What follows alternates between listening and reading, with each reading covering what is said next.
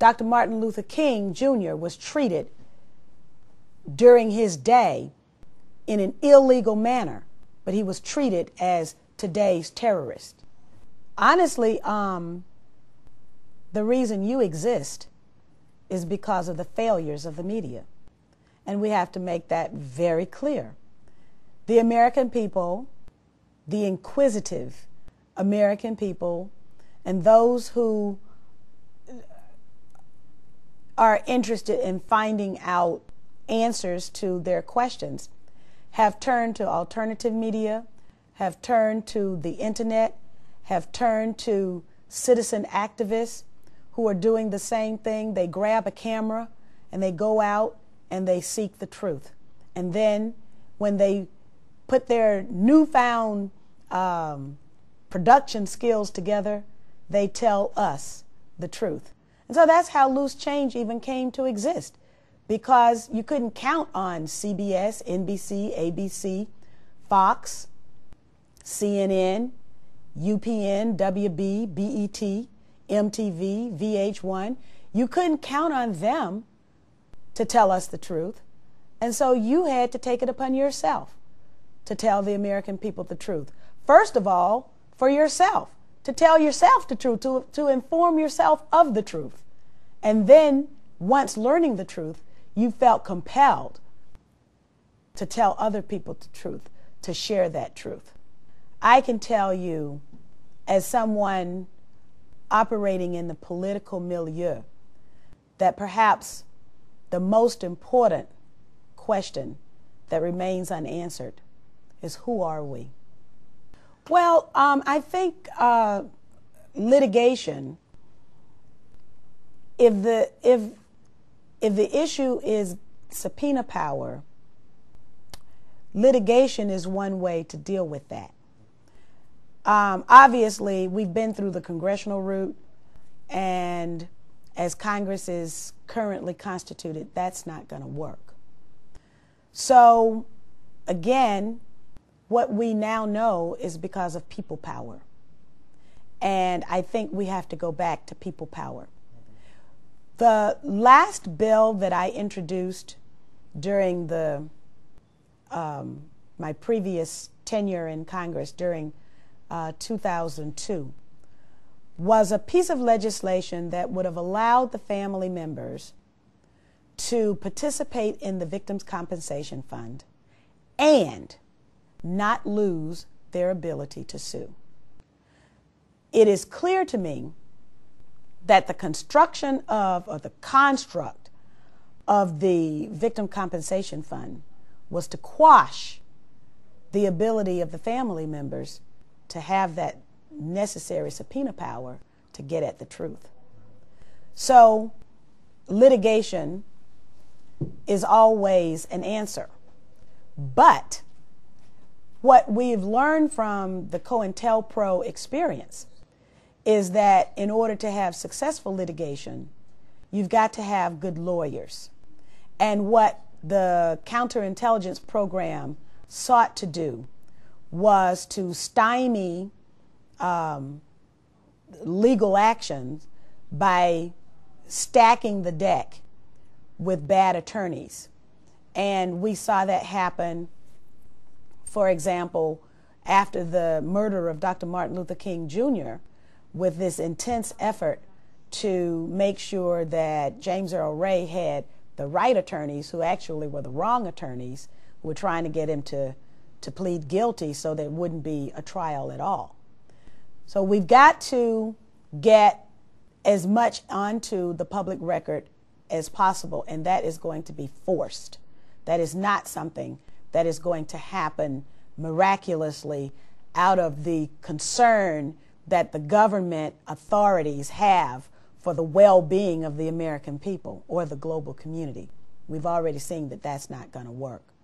Well, as you know, I've been kicked out of Congress for a second time by the Republicans. And so I guess I have a unique story to tell. I've tried to tell the American people the truth. And this is what happens when you do something like that. So it's okay because I understand that that's the way the game of politics is played. I wish it were different, however, and the only thing that we can do is to struggle together to make those kinds of changes so that no one else will go through what I've gone through just because I want to tell the truth or because they choose to tell the American people the truth. The good thing I think is that we've seen a coming together. There is no left or right. There is no Democrat or Republican. There are those who seek the truth. And so we have truly built a movement based on one objective, and that's finding out the truth. So the True Rainbow Coalition that the writers of the COINTELPRO documents were so afraid of can happen today. They were afraid of it. They let us know they were afraid of it. They wrote it down. We were smart enough to read it. And so while they try to divide black and white and Asian and Latino, Native American, they want to divide us by race, ethnicity, language, gender, socioeconomic status, any kind of difference that exists between and among people, they would like to use as a means to drive a wedge between us. But because we are all joined in one mission, and that mission is for the truth about what happened on September 11th, because the implications and the ramifications have been so vast and so great and so earth-shattering in terms of the change of the character of our country and the change of who we are to the rest of the world and the impact on the global community that we all care so much about, we've been able to put those differences aside. I see good things happening. I see a greater America coming out of this tragedy as a result of our learning that we can work together for a much greater cause, and we must. I've read a lot of Dr. Martin Luther King Jr.'s writings lately, and in one of them, he talks about silence. There comes a time when silence is betrayal. That's right. Yeah. Silence is betrayal. And there's another quote where he talks about those in suits not getting justice served. And,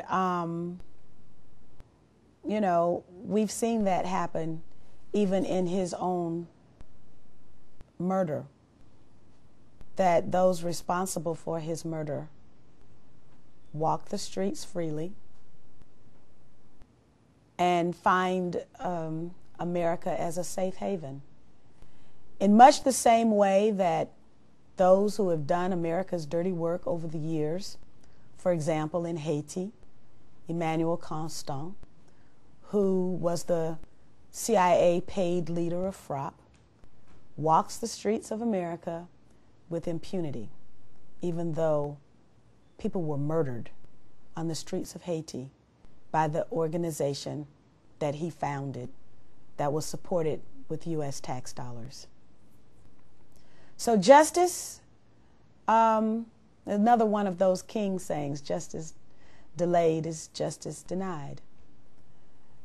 And we have to hope for justice.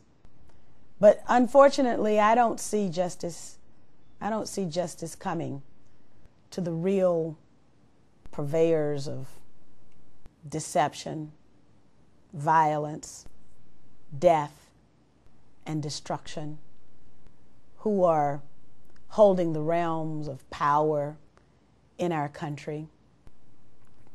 And there's something tragic about that. The survivors of those who were killed on September 11th carry around a tremendous weight every day. That weight is the fact that their loved ones will never be with them ever again. Only in spirit, only in mind, but not in body.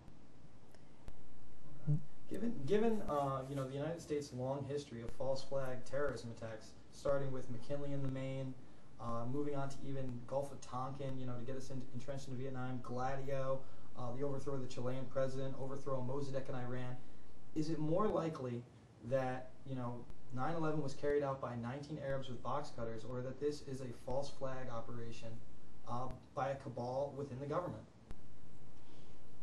I think it's so instructive that loose change begins with Operation Northwoods.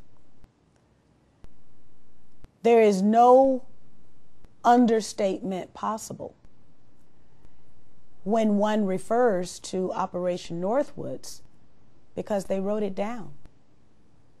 They wrote it down and they said, well, if we get university kids while they're on vacation, the nation will be outraged. They wrote it down about wreaking terror on the streets of Miami and Washington, D.C. They wrote it down about blowing up airplanes and blowing up airliners and why?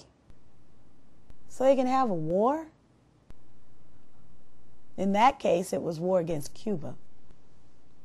So if our Joint Chiefs of Staff can draw up a plan to facilitate war by killing innocent American people, I don't know that they've become any more benevolent since the 1960s. Ms. McKinney, thank you for your time. That was awesome. Okay. Thank you so much. Awesome.